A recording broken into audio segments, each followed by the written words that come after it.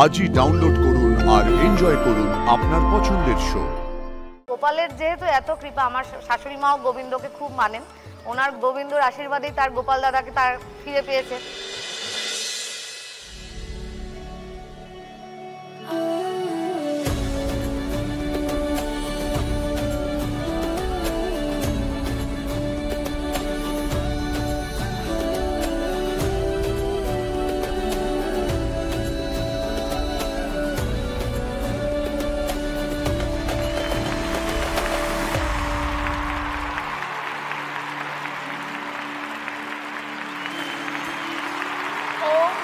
ভগবতে বাসুদেবায় নমঃ। তালের বড়া, মালপোয়া আরো অনেক রকম খাবার দাবার সাজিয়ে ধুমধাম করে হয় এই জন্মাষ্টমী অনুষ্ঠান। পুরাণ মতে পৃথিবীর অরাজকতা সামলাতে আজকের দিনে ভগবান শ্রীকৃষ্ণ মানুষ রূপে জন্মগ্রহণ করেন, তাই হিন্দু শাস্ত্র মতে আজকের দিনের অনেক মহিমা। দেবস্মিতা, বিয়ের 9 বছর পর তপোদিত হয়েছে তোমার। হ্যাঁ দিদি, আমার বিয়ে হয় 2012 সালে। তো বিয়ের 1 বছরের মাথায় আমি কনসিভ করি প্রথমে, কিন্তু তাকে আমি রাখতে পারিনি। তারপরে আবার চিকিৎসা শুরু হলো, তারপরে বিভিন্ন জায়গায় ঠাকুর বাড়ি, ডাক্তার সবার কাছে ঘুরেছি, সবার কাছে অনেক খারাপ কথা শুনেছি, কিন্তু আমার বাড়ির লোকেরা, আমার হাজবেন্ড, আমার মা, তারা আমাকে মনের জোর দিয়েছেন। তারপরে গোপালেরই আশীর্বাদ, আমি তো মনে মনে সবসময় গোপালকে ডাকতাম যে তুমি কেন আমার কোলে আসছো না। তারপরে 2021 সালে আমি ওকে পাই আমার কোলে, এবং এই লড়াইটাও ছিল ভীষণ কষ্টের লড়াই। আমি যখন 2020 সালে লক্ষ্মী পুজোর দিন আমি জানতে পারি যে আমি মা হতে চলেছি, তারপরে 3 মাসের পরে প্রথম যখন নিয়েতে যাই ডাক্তারের কাছে চেক আপে, উনি তখনই বলেন যে খুবই সাবধানে থাকতে হবে। তারপরের 2 মাসও মোটামুটি সাবধানে ছিলাম। তারপরে চেক আপে গিয়ে দেখা গেল আবার আগের দুবারের মতোই পরিস্থিতি আমার তৈরি হয়েছে, এবং যেদিন চেক আপে গেলাম সেদিন ডাক্তারবাবু বললেন আর তুমি আজকে বাড়ি যেতে পারবে না, তোমাকে আজকেই অ্যাডমিট হতে হবে। এবং সঙ্গে সঙ্গে ওইখানেই আমার হাজব্যান্ড ডিসিশন নেয় এবং ও আমাকে হসপিটালে অ্যাডমিট করে চলে আসে। এসে পরের দিন সকালেই আমার একটা অপারেশন হয় এবং 7 দিন আমি টানা হসপিটালে ছিলাম। তো এইভাবে লড়াইয়ের শেষে আমরা আমাদের গোপালকে পাই কোলে। দেখতেই পাচ্ছেন কি দুষ্টু। তো আজকের জন্মাষ্টমী কিরম ভাবে কাটাও দেবস্মিতা বাড়িতে? জন্মাষ্টমী আমার মা এনেছেন আমাদের গোপাল, মানে আমার ভাই। আমার মায়ের কাছে আমার দিদার গোপাল আসে। তো আমার যেহেতু ভাই বা দাদা ছিল না, তো আমি তাকে ভাই হিসাবেই ছোট থেকে দেখেছি এবং তাকে ভালোবেসেছি।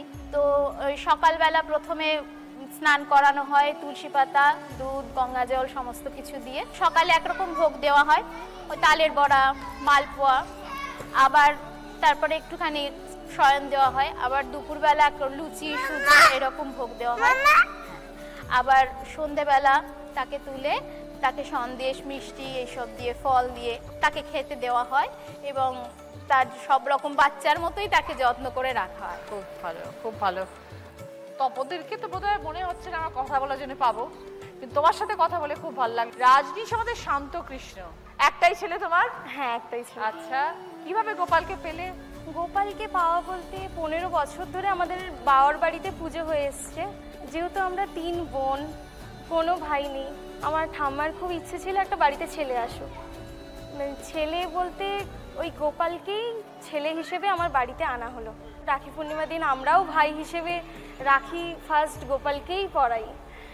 জন্মাষ্টমীতে আমাদের বাড়ির সব রিলেটিভরা আসে। সব রিলেটিভরা আসার পরে আমরা সবাই আনন্দ সহকারে প্রত্যেকটা মানে রিচুয়ালস আমরা মেনে চলি। খুব ভালো। রাজনীশ কই? রজনীশ, কথা বলো। হ্যালো বল। হ্যালো রাজনীশ, তোমার স্কুলের নামটা বলো। নারায়ণাকুল। বাহ, কোন ক্লাসে পড়ো? PP1। PP1। তোমার আজকে এসে ভালো লাগছে এখানে? তুমি তো পুজো করো শুনলাম। কোন ঠাকুরের পুজো করো? জগন্নাথ। বাহ, খুব ভালো। তুমি পুজো করা শিখে গেছো? রোজ স্নান করার পরে ওকে ঠাকুর ঘরে যেতেই হবে। বাহ, মানে গিয়ে শুধু গোপাল থেকে শুরু করে শিবকে জল ঢালা থেকে শুরু করে এভরিথিং ও করবে। খুব বর্ণালী, গোপালের আশীর্বাদ তোমার জীবনে একটা বিশাল প্রভাব ফেলেছে। একদম। আমার বিয়ে হয় 2020-তে, প্যান্ডেমিক, একদম ফার্স্ট করোনা। বিয়ে হওয়ার 8 মাসের মাথায় আমার প্রেগনেন্সি আমি কনসিভ করি। দেন আমার যখন বাচ্চা ডেলিভারি হয় তারপর থেকে আমার লড়াইটা শুরু হয়। দিদি ওর 1 মাস 27 দিন বয়স যখন, তখন আমি জানতে পারি আমার ছেলের পটি খুব অল্প অল্প করতো। আমি যতবারই ডক্টরের কাছে মানে এই 1 মাস 27 দিনের মধ্যে নিয়ে গেছি, ডাক্তার বলেছে ডোজ দিন পটি করবে, ডোজ দিন পটি করবে। তো ডোজ দিয়ে দিয়ে এরকম পটি করানো হতো 8 দিন 12 দিন এরকম পরপর। কিন্তু একটা টাইমে গিয়ে ওর পেট পুরো ফুলে যেত। আমরা তখন তাড়াতাড়ি করে ডক্টরের কাছে, ডক্টর চেঞ্জ করলাম। ডক্টর চেঞ্জ করে যখন আমি অন্য ডক্টরের কাছে নিয়ে গেলাম, তখন বলছে ছেলের তো খুবই খারাপ অবস্থা, আপনার এই কন্ডিশনে কি করে বাড়িতে রেখেছেন, এর অনেক রকম সমস্যা রয়েছে, একে কোনো সার্জনের কাছে দেখাতে হবে। এই করে ওর আস্তে আস্তে আস্তে আস্তে সব কারেকশন হয়ে ও সমস্ত সুস্থ হয়ে এখন গোপালের আশীর্বাদে আমার গোপাল সম্পূর্ণ সুস্থ দিদি। আর আপনার সামনেই রয়েছে, সেই রকম দুষ্টু হয়েছে। আর ওকে নিয়েই এখন আমার দিন কেটে যাচ্ছে, আমার সমস্ত যুদ্ধটাই ওকে নিয়ে। তোমার বাড়িতে পুজো হয় আজকে? হ্যাঁ, আমার মা করতেন, আমার বাপের বাড়িতে পুজো হতো, কিন্তু আমার মা ভীষণ এখন অসুস্থ, যার জন্য আমাদের বাড়িতে সেটা এখন হচ্ছে না।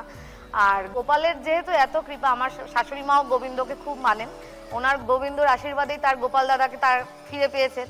ঠাকুরের আশীর্বাদে তোমার ছেলে এখন সুস্থ আছে, এটাই হচ্ছে সব থেকে বড় কথা। ভালো থেকো বর্ণালী। সৌমি এবং ইভান। Hello Ivan. ইভান, তুমি তোমার স্কুলের নামটা আমাকে বলনি, তুমি কোন স্কুলে পড়ো? এখনো স্কুলে ভর্তি হয়নি। এখন কতটুকু? এখন 3? না না, এখন 2 বছর 4 মাস। বলো এবার সৌমি, তোমার কথা শুনি। দিদি, আমার গোপালকে আনা, আমি যখন ক্লাস 10-এ পড়ি তখন মায়াপুর ঘুরতে যাওয়া ফ্যামিলির সঙ্গে। তো সেখানে গিয়ে গোপাল দেখি, খুব ইচ্ছা হয় কি এত সুন্দর সুন্দর ছোট ছোট জামা আমি নিয়ে যাব বাড়িতে। মাকে বলি, মা বলে না, গোপালের অনেক কিছু নিয়ম কানুন আছে, পারবো না অতটা।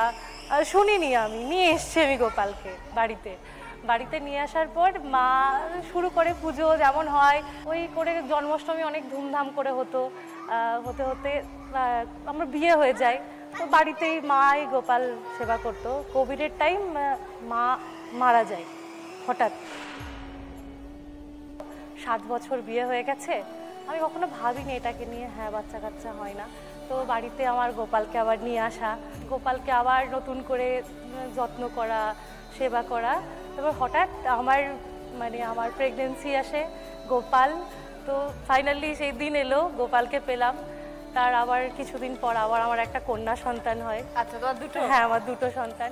সে এখন 7 মাস বয়স। আচ্ছা, তো দুটোকে নিয়ে আমার চলছে। তুমি কলকাতাতেই থাকো?